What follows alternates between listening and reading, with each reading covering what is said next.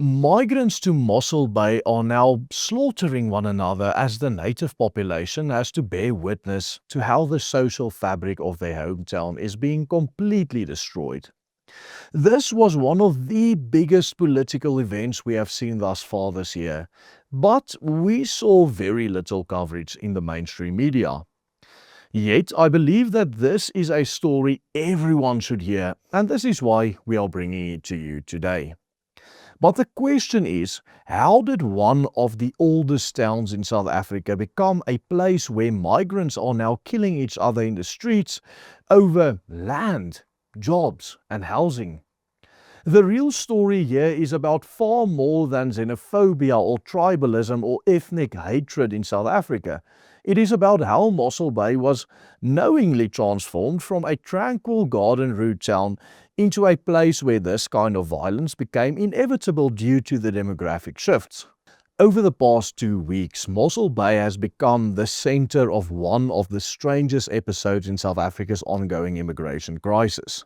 Violence erupted in the KwaNonkaba and Asla Park informal settlements, and these areas after tension surrounding undocumented foreign nationals escalated into open unrest. Approximately 55 shacks were burned down, hundreds of people were displaced and injured, and multiple people were killed and lost their lives in the violence that ensued. 6 Mozambican nationals were found dead after suffering assault-related injuries, and in the ongoing violence, an 18-year-old South African citizen was also stabbed to death during this unrest. What makes the place where this violence is currently happening interesting, however, is the fact that in Mossel Bay, none of the people involved in these violent disputes over housing and employment and informal settlements and the land is actually native to this region or the area. What we have in Mossel Bay is migrants attacking and killing other migrants without the native population ever getting involved in the violence. Confused? Well, stay tuned because in today's video we are going to highlight the real deep and tragic irony of what is currently ongoing in Mossel Bay and the violence that we are seeing there on a daily basis now. You see, if we want to understand how this is actually unfolding, we have to take a short look at the actual history of Mossel Bay, which dates back actually to 1488. When the Portuguese navigator Bartolomeu Dias reached the bay after becoming the very first man known to sail around the southern tip of Africa.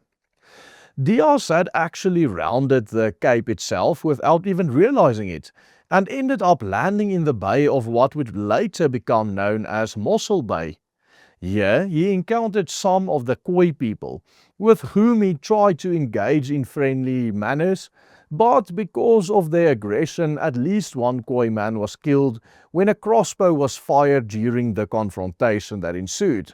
The first name given to the place we now know as Mossel Bay was Aguada de São Brás, which of course in Portuguese means the watering place of St. Blaise.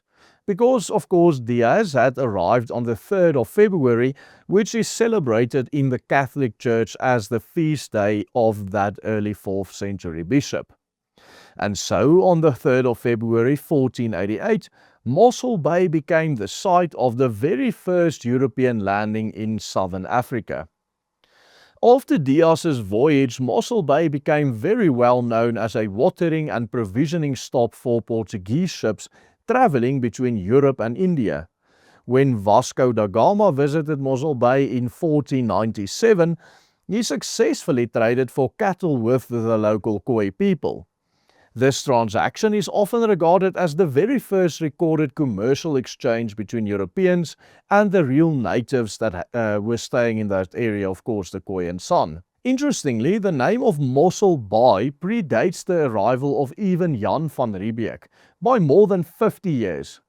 Already in 1601, the Dutch navigator Paulus van Carden visited the area and named it Mossel Bay, which of course means Bay of Mussels or Mossel Bay. Apparently, this was because of the abundance of mussels and shellfish along the coast that the Dutch settlers found there in 1601. Yet, despite using the bay from the 15th century, it would only be during the 1780s that the Dutch Vryburgers began to settle the area and turn it into an actual town. You see, under British rule, the settlement was officially proclaimed a town in 1848. Back then, the colonial government actually named it Aliwal South, and only a year later, in 1849, founded the town of Aliwal North along the banks of the Orange River in the Eastern Cape. Yet, the local Dutch-speaking population of Mossel Bay simply refused to use the name of Aliwal South, and the name of Mossel Bay eventually prevailed and became the name that everyone uses, and therefore it was later just known as Mossel Bay. The town would eventually be recognized as an independent municipality in 1852.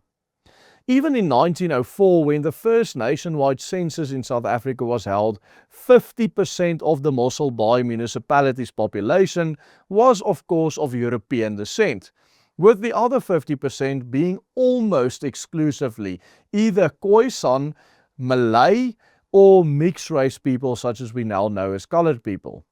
In other words, in a little over 100 years, there were virtually no black people in the area surrounding Mossel Bay. That, of course, changed somewhat throughout the 20th century. By 1936, there were exactly 92 black people living in Mossel Bay and the surrounding areas, compared to just under 3,300 whites and just over 3,700 coloreds. At that time, black people made up just over 1% of the population. The latest data, however, shows just how much this place has truly been geographically transformed, at least in the last 3 decades. You see, the latest data shows that there are just over 48,000 colored people in Mossel Bay and the local municipality, and just under 48,000 white people, almost equal to the number of the colored people.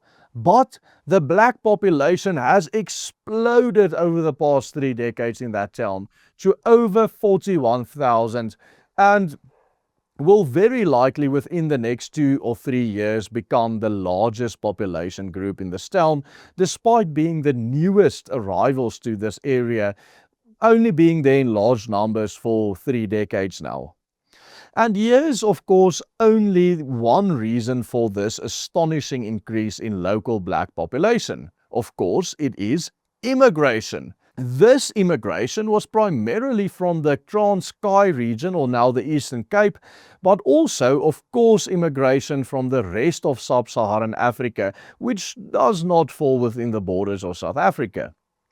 Consequently, if we look at this logically, we now have a situation where the native white and colored populations who had been there for more than 400 years in Mossel Bay are bystanders to an ongoing ethnic and tribal violence between different migrant groups who both only arrived there 30 or less years ago.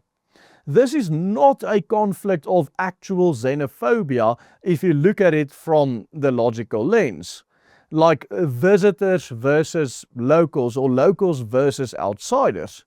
It is in fact outsiders versus outsiders, people that had been there for less than 3 decades fighting over land in a town that was settled for more than 400 years by other groups. Rather, what we are witnessing there is a situation where one migrant population competing for jobs and housing is clashing with another migrant population competing for the same opportunities in a place where they are very recent arrivals. The violence that is currently threatening to send Mossel Bay up in flames is the direct result of the demographic engineering that has been facilitated by the local DA government in the Western Cape.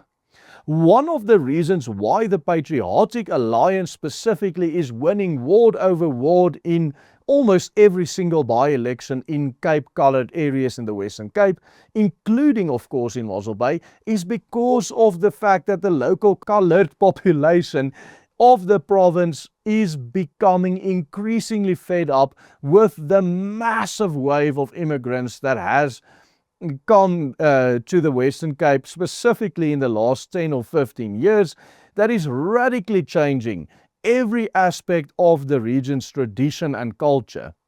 The tragedy is that none of this was inevitable. Mossel Bay did not accidentally transform from a small coastal village into a battleground between recent competing migrant communities. This was the predictable consequence of decades of uncontrolled migration, and specifically very much accelerated uncontrolled migration over the last 15 years. You see, for centuries, Mossel Bay was built by the people who called it home, who named the town. Today, those communities increasingly find themselves spectators as rival recent immigrants fight over land in their town, jobs and housing in their own hometown, the town that their ancestors built over the past 400 years. In a recent video, we highlighted how the city of Cape Town is like Mossel Bay, but actually much worse than Mossel Bay, being radically transformed into something completely alien to its native population, or the population that held this city for more or almost 400 years actually. Mossel Bay is frankly a little bit older than Cape Town. You can watch it now by simply clicking on the link appearing on your screen right here if you want to see that interesting analysis that I will recommend to anyone. And please do consider supporting the good work and the research we are doing here at the Willem Petsche Group by becoming a paying member. Invest in us, help us pay our researchers by simply following the easy steps at the bottom of your screen in order to help us go on make videos or content of this quality every single day. Goodbye and God bless.